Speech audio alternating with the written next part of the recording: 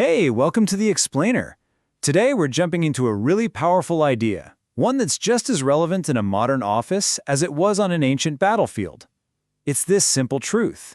Our actions, way more than our words, are what create the standards for everyone around us. But seriously, just take a second and think about it. In any group you're in, at your job, in your family, among your friends, who is it that really sets the tone? Who defines what's acceptable, what's expected, and what everyone strives for?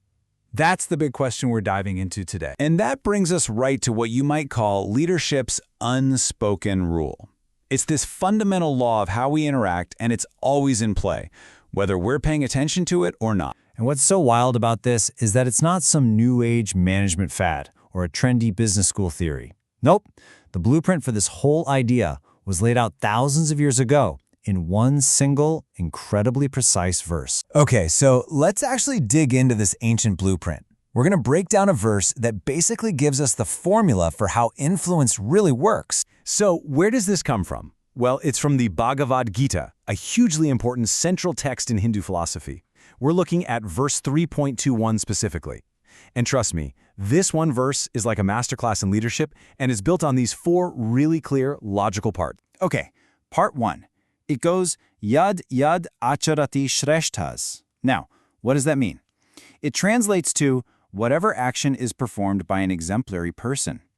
And the key word here, you gotta catch this, is Ācharati.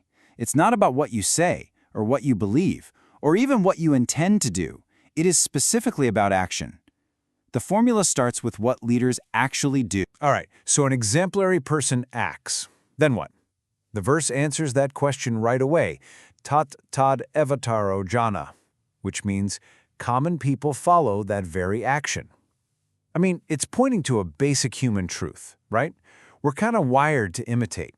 We see what people we respect are doing, and we naturally follow suit. So the next piece of the puzzle defines the real outcome of all this. It says, sa yet pramāṇaṁ kurute, or whatever standard he sets by his acts. And that word, pramāṇaṁ, it's so important here. It means a standard, a proof, an authority. So the verse isn't just saying a leader's actions suggest a path. Now, it's saying they create the standard. They set the bar. And then, finally, the verse brings it all home with this huge conclusion, lokas tad anuvartate, which translates to the whole world follows that standard. See, this isn't just about your little team at work. The impact here is societal. The example one person sets can literally ripple out and shape the values of an entire community. It's that big. So let's put all four pieces together. What do we get? This perfect, complete formula. Whatever action is performed by a great man, common men follow in his footsteps. And whatever standards he sets by his acts, the whole world pursues. You see that? It's a perfect loop. It goes from one person's single action all the way to a society's norm. It's amazing. Okay, that's the ancient wisdom. But so what? How does this ancient formula actually translate into our world today? Let's connect the dots from the verse to the real challenges of modern leadership. You know, this ancient blueprint basically lays out four qualities that are just non-negotiable for real leadership.